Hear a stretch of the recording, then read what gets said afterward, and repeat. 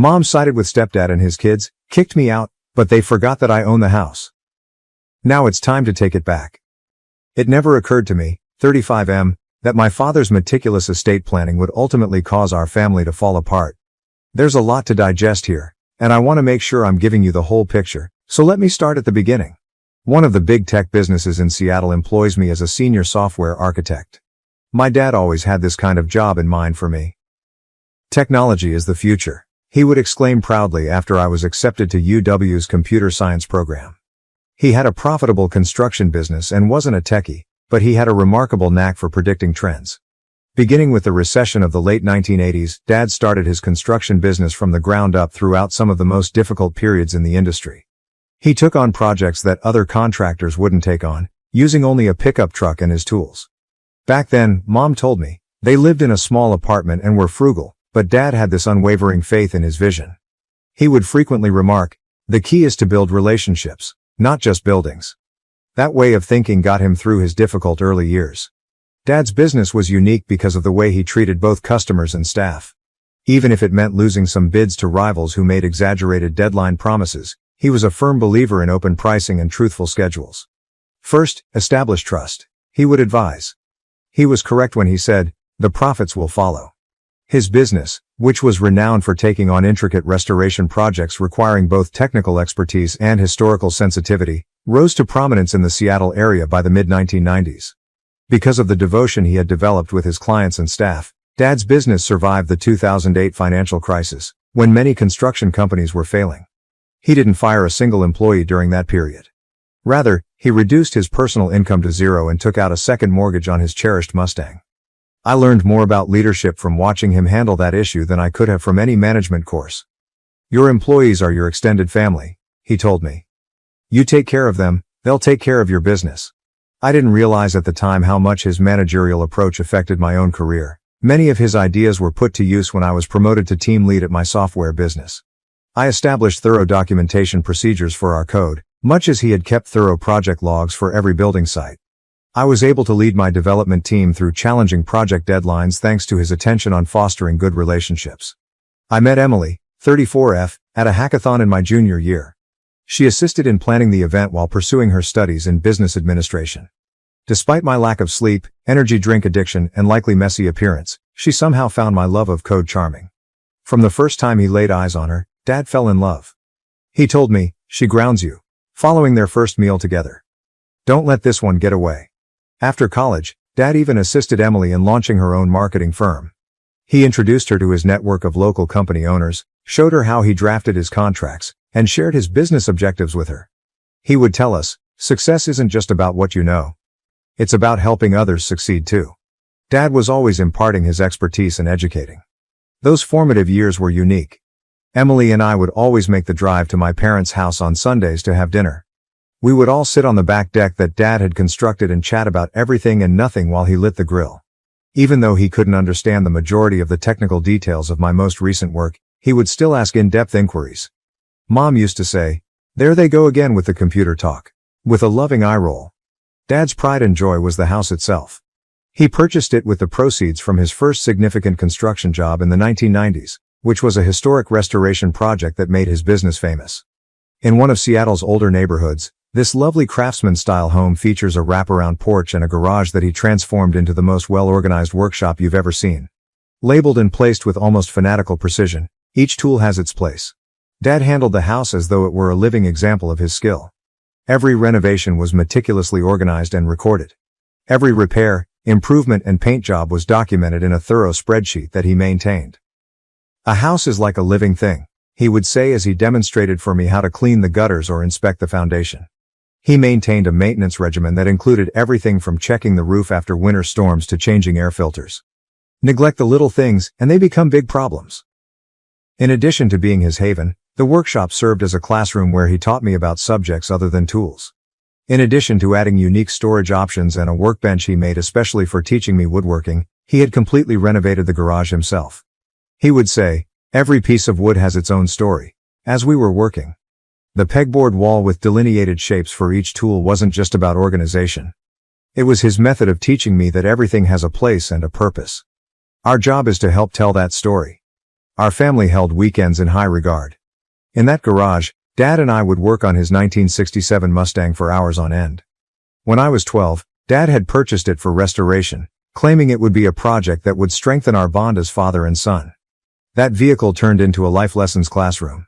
His advice, which I still abide by now, was straightforward. Always use the right tool for the job. Or shortcuts look tempting, but they'll cost you in the long run. Although Dad might have completed the Mustang project in 1 year if he had so desired, it took 3 years. However, he was more interested in the process than the final destination. I learned everything from project management to fundamental mechanics from him. We took pictures of every component we changed, recorded each step, and maintained thorough logs of our development. This isn't just about fixing a car, he would affirm. It's about learning how to break down big problems into manageable pieces. I found that lesson to be really helpful in my profession as a software developer. Emily and I purchased a small home around 20 minutes from my parents' house after we were married. Although Dad insisted that we take out the mortgage in our names, Dad assisted us with the down payment. You need to build your own credit history, he clarified. It's about standing on your own feet. He taught me how to install ceiling fans and fix drywall as he worked on our renovations on the weekends. He was preparing me for the responsibilities of home ownership even back then. At this time, my career was really taking off. I'd just received a promotion to team lead, overseeing a team that was creating cloud infrastructure solutions. I enjoyed every second of it, even if the hours were long and the strain was great. During my lunch breaks, Dad would frequently call to check in, without discussing anything specific. He was aware of the demands of managing a group and overseeing the work of others. Remember to delegate, he would say. You can't do everything yourself, just like I can't build a house alone. When Dad initially stated feeling exhausted all the time, we were discussing the possibility of starting a family. He continued to put off seeing a doctor, despite Mom's insistence. Just working too hard, he would dismiss our worries. He was working on his largest project to date, a multi-million-dollar development deal that would have established his business for the ensuing 10 years. In retrospect, I regret not pressing harder and insisting on those examinations sooner. Perhaps things might have turned out differently. At the time, the business was expanding quickly. Dad was discussing growing into historical restoration projects in the Pacific Northwest and had recently launched a second office in Portland. He has established a reputation for updating the infrastructure of historic structures without sacrificing their character. He would tell his clients, it's about embracing the future while respecting the past. Everything he accomplished, including his personal and professional life, was impacted by his love of preservation. The Mustang was the subject of our last meaningful discussion. He was discussing taking it to car shows now that we had completed the restoration. When he remarked, we should sign up for the Pacific Northwest Classic, his eyes glowed like a child's. He continued to plan for the future until the very end, saying, show these youngsters what a real muscle car looks like.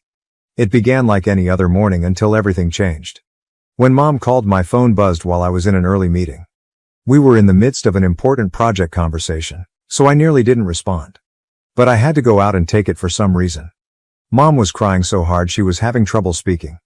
Dad had passed out on a construction site. He had left by the time I arrived at the hospital. According to the physicians, it was a sudden and severe heart attack. He was only 58. The weeks following Dad's passing were a haze of mourning and bureaucracy. The funeral was crowded. Dad's business and community involvement had impacted countless people. Suppliers, contractors, and even rival businesses came to show their support. Everybody shared a story about how Dad had supported them, given them advice, or simply been there for them when they needed someone to confide in. One old craftsman told me how, despite being unable to work during a protracted illness, Dad had managed to keep him on the payroll. Your father understood that business was about people first, he stated. The workers of the company were heartbroken. Many of them had known Dad for decades, and they told me things I had never heard before, like how he had paid for the college textbooks of one foreman's daughter, assisted another through a divorce, or remained late to teach apprentices the nuances of historical restoration. With pictures and handwritten remarks from both clients and employees, the workplace conference room was transformed into an unofficial monument. We were all surprised by how well Dad had prepared for everything. His attorney, Mr. Anderson, summoned us in for a meeting a week following the funeral. He took out this enormous accordion file that read Family Security Protocol and was neatly handwritten by Dad. Dozens of carefully arranged papers with comprehensive instructions for various areas of his land were found within. I was given a 3-day tour of Dad's estate paperwork by Mr. Anderson. Each color-coded container had personal notes outlining his decisions in addition to legal paperwork. "I've never seen an estate plan this thoroughly in my 35 years of practice," Mr. Anderson remarked. Dad had even included a 5-year business transition plan with backup plans for various circumstances. After that, Mom began going to her church's bereavement support group. She first met Steve, 58M, there. Initially, she only mentioned him in passing. Steve suggested this great book about healing. Or, Steve said it's normal to feel this way. He was one of the group facilitators and had lost his wife to cancer 2 years earlier. Even if it seemed a little early, I was happy that she was receiving support. I was reminded by Emily that everyone experiences grief in a unique way. Every Tuesday night, the church grief support group met. Before long, Mom was attending church functions with Steve more often. After services, coffee gatherings became lunch meetings, which in turn became dinner dates. Our family friends began to worry about how quickly their friendship was developing. At a family get-together, my Aunt Jane pulled me aside because she was concerned that Mom was hurrying into things to make up for Dad's absence. Mom's changes became more apparent. Her haircut changed, she started dressing differently, and she even threw out the garden that Dad had helped her create. Every time I questioned these changes, she would respond, "It's time for a fresh start." Dad was hardly ever mentioned by the woman who used to spend hours narrating her life with him. It went more quickly than any of us had anticipated. Mom announced that Steve was moving in 6 months after Dad's death. James, 30M, and Lisa, 32F, his own grown children, felt it would be beneficial to bring life back into the house. I made an effort to be sympathetic, but it seemed like she was in a rush to replace everything Dad had constructed. "I'm at a crossroads right now. How can I preserve Dad's legacy without jeopardizing Mom's chances for happiness? Emily advises me to strike a balance, but I can't help but think of Dad's letter. Son, preserve those memories. First update. I apologize for the wait for the update and appreciate all of the advice you gave on my previous article. 3 months have passed since my last post, and things have become much worse. Steve's domineering demeanor used to bother me, but now he acts as though he owns the house my dad left me. Steve made the decision to begin a significant restoration project last month without even asking my permission. The built-in bookshelves my dad had made for the living room were being torn up by contractors when I visited one weekend. As if he owned the building, Steve was watching over them and directing them to just throw all this old wood in the dumpster. These were the final project Dad and I worked on together before he became ill, so they were more than just shelves. He responded angrily when I approached him. He said, "Look, son," with a condescending emphasis on the pronoun. "This house needs to be brought into the 21st century. Your father's taste was, well, dated. We're doing you a favor by increasing the property value." I reminded him that any modifications required my consent legally. Mom obviously agreed with him, but he simply chuckled and added, "Your mother and I live here. We don't need permission to improve our home." "Steve knows about these things," she acknowledged. "He's just trying to help." The woman who formerly loved those bookshelves and used to place her collection of antique teacups on them for Christmas now acts as though they were just taking up room. I showed her Dad's thorough house maintenance plans, but she disregarded them as dwelling in the past. Additionally, the relationship with Steve's children has deteriorated. James has taken over Dad's workshop and transformed it into a CrossFit facility. While I was on a business trip, he held a garage sale and sold the majority of Dad's tools. By repainting rooms and installing modern vinyl planks in place of Dad's meticulously refinished hardwood floors, Lisa is treating the space as though it were her own personal design project. One evening after dinner, Steve grabbed me aside and said, "Since we're paying to live here, we should have our names on the deed. It's only fair." I had to explain him that they don't pay a mortgage because Dad's planning has paid for the house in full. They don't even cover their rent. All maintenance expenses, insurance, and property taxes are paid for by me. Emily recommended that we stop making weekly visits. Now that Emma is here, she is correct, no one benefits from the stress in that household. However, taking a back seat has only made Steve more confident. He began sending me bills for improvements that I never approved, and he began making them more regularly. I should be more sympathetic of Mom's new life, according to Mom's sister, who called me recently. I attempted to explain Dad's intentions and my legal obligations, but she simply accused me of being trapped in the past. "Steve makes her happy. Why can't you just let them make the house their own?" she asked. I found out this week that the growth markers that recorded my height from the ages of 3 to 18 had been removed from the kitchen door frame. Every birthday, Dad would measure me and write the date next to each mark. "It's just an old door frame. We can't keep every piece of wood just because your father touched it," Mom remarked when I confronted her about it. I now spend more time sitting in Dad's old chair, the only piece of furniture I was able to keep, in my own garage. Mr. Anderson advises me to begin considering long-term fixes. Legally, the house belongs to me, but I will eventually have to make some difficult choices regarding its destiny. When does being the bad guy become more important than preserving your father's legacy? And when your whole family opposes you, how do you defend the moral high ground? Update 2. I appreciate all of your advice regarding my previous post. The situation has reached a breaking point and I've finally made a choice that will most likely alter everything. I spoke with my financial advisor about the house situation last week. We may make a sizable rental income, enough to cover Emma's future college fund, because nearby property values have risen by 40% in the last 3 years. I discovered at the discussion that I had been so preoccupied with the sentimental elements that I had failed to take into account the financial ramifications of allowing Mom and Steve to live rent-free. Everything went haywire when I brought this up to Mom in our weekly conversation. She yelled into the phone, "You can't do this to us. This is where we call home. Steve has worked really hard on it." She refused to listen when I tried to explain that I was only considering my choices. She continued to talk about all the enhancements they had made, utterly disregarding the fact that I had never given my approval for these changes. An hour later, Steve called. He was upset, and his tone was different from his usual arrogant demeanor. "Listen here," he announced. "In this house, we have established a life. Because you're missing your father, you can't just walk in and ruin everything." He interrupted me when I attempted to explain the financial issues, stating that they now had sweat equity in the property. I reminded him that the house belonged to me legally. "There's a reason why Dad left it to me." "Your father isn't here anymore," he replied. "You must consider the living." I talked to Emily about it and talked to Mr. Anderson about it before deciding on it the following day. When I arrived at the house, Mom and Steve were working on yet another remodeling job. In the dining room, they had begun ripping out the original crown molding, which Dad had specifically milled to blend in with the house's antique style. That image made me more determined. "They have 2 weeks to find another place to live," I told them. Mom burst into tears at once, accusing me of being callous and harsh. Steve tried to scare me by arguing with me about my inability to throw them out on the street. He began enumerating all of their local ties, including his place of employment, their church, and their neighborhood pals. When faced with challenging circumstances, I maintained my composure and firmness, as my father had taught me. I declared, "This is my property. Dad left it to me for a reason, and I'm exercising my legal right as the owner." Steve's cheeks flushed, and he began to enumerate all the money they had spent on upgrades. I informed him that the historical value of the property had actually been diminished by these unapproved alterations. When Lisa returned home and joined the debate, things became worse. Mom utilized her pregnancy as emotional leverage right away. "How are you able to treat your stepsister in this way?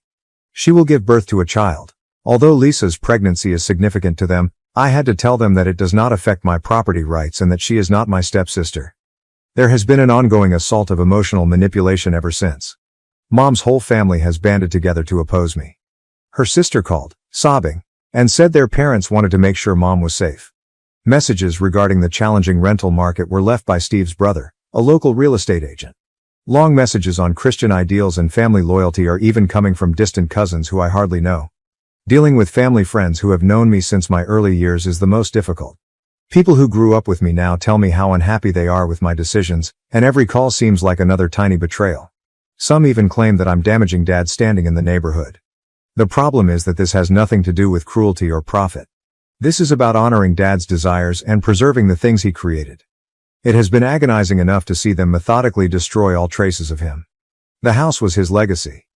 I've paid for all of their expenses, allowed them to live rent-free for years, and put up with their unapproved changes. Eventually, enough is enough. They have 2 weeks to come up with new plans. I'm refusing to give in to Mom's constant demands for more time. Mr. Anderson claims that the law is entirely on my side and that I have been more than giving. He is assisting me with creating official paperwork for the notice to vacate, ensuring that everything is accurately documented. I realize that this makes me appear to be the villain in everyone else's tale, but sometimes standing up for what's right requires making difficult choices, even when others disagree. I learned that from my dad. Third update. We appreciate everyone's help at this trying time. Things have come to an unavoidable end, therefore this will likely be my last update. I assigned Mom and Steve a 2-week deadline, but it's already passed. The past 2 weeks have been the longest of my life. They have been filled with guilt-tripping, continual emotional manipulation, and progressively frantic attempts to get me to change my mind. Mom did everything she could. Every day she called, oscillating between fury and tears. She would say, "I changed your diapers," one day. "I gave up everything for you," she would yell the next day. Steve also changed strategies, trying to negotiate instead of using intimidation. He recommended establishing a formal lease and offered to begin paying rent. I couldn't rely on them to uphold whatever agreements we made though, given what they had done to Dad's house. When I got to the house, there were people gathering on the front lawn 3 days prior to the deadline. Mom had enlisted the help of friends from church, family, and even some of Dad's former business partners. They had prepared statements about moral commitments and family responsibilities as part of what amounted to an intervention. I listened to people criticize me for being a bad son for 2 hours. The topic of honoring your parents was discussed by Mom's pastor. Dad's old secretary remembered his generosity with tears in her eyes. My elementary school teacher even came to remind me of the morals my father had attempted to teach me. The hardest part was when Lisa got up and talked about how stress could hurt her unborn child while covering her pregnant abdomen with her hands. While Mom was crying next to her, a few of the church women were glaring at me. It was an expert lesson in manipulating emotions. But during this ambush, an unexpected event occurred. I had a strange sense of serenity as I sat there listening to everyone talk about Dad. People who hadn't even been to his funeral suddenly professing to know what he would have wanted. Dad used to say, "Stand your ground when you know you're right." And I could almost hear his voice in my thoughts. I got to my feet and spoke to the group. I described how Dad planned everything carefully to ensure his family's future and how he had constructed this house by hand. I showed them pictures of Steve's unapproved modifications, including the historical elements he ruined and the fine craftsmanship he removed and replaced with flimsy modern fixtures. After that, I presented them with a letter from Dad outlining his reasons for leaving everything to me. Some of the elder business associates nodded as I read his remarks about trust, accountability, and preserving his legacy. They understood because they'd known Dad, really knew him. Shortly thereafter, the group scattered. While some looked disapproving, the righteous wrath had subsided, and others gently apologized as they walked away. Without saying another word, Mom and Steve returned inside. I showed there with Mr. Anderson and a locksmith on the morning of the deadline. Although they weren't required, I had hired a security company to be on hand just in case. The house was deserted. The remainder of their possessions were packed into Steve's truck. Steve couldn't help but give me a last poke, but Mom refused to look at me. As he assisted Lisa into his pickup, he asked, "You're happy with yourself? Your father would be so proud of how you've treated your mother." I didn't answer. Dad would have known. I know he had prepared for this possibility. What other reason might he have had for being so explicit in his will? I strolled about the home after they had left. I had underestimated the extent of the harm. Builder-grade materials had been used to replace the original fittings. Dad had painted over or taken out his handcrafted woodwork. We had spent so many weekends at the workshop, and it had changed completely. I have no intention of pursuing damages, but Mr. Anderson documented everything for any legal considerations. I simply want to put this chapter behind me and concentrate on fixing what can be fixed. Some of Dad's old craftsman friends have already been contacted, and they are eager to assist in rebuilding the features that were taken out. For now, Mom is staying with her sister. The majority of my relatives have stopped talking to me altogether, however some sometimes call to chastise me. On social media, Steve's children continue to share heartbreaking updates about their poor mother being thrown out of her home, but fewer people are responding to each post. Through it all, Emily has been my pillar of support. She reminds me of Dad's letter whenever I begin to doubt myself, expressing his faith in my ability to make the right choices. I will eventually tell Emma about her grandfather and the heritage he attempted to preserve, but she is too little to comprehend what is occurring right now. To restore the house to its original state, I'm collaborating with a restoration professional. We can preserve the spirit of what Dad made, but it won't be perfect. Some things can't be reversed. First, the workshop will be restored. The same place where I learned from my father is where I want my daughter to study. Being the villain in someone else's tale is sometimes the price of doing the right thing. I may never be able to rebuild the relationships I lost, but I can live with the fact that I preserved what my father trusted me with. As Dad used to say, integrity is about doing the right thing, even when it hurts, and not about taking the easy route. I believe he would comprehend. My last update will be this one. I appreciate everyone's support along this journey. Thank you for watching. If you haven't subscribed yet, please do so and hit the notification bell to stay updated with more shocking real-life stories happening around you.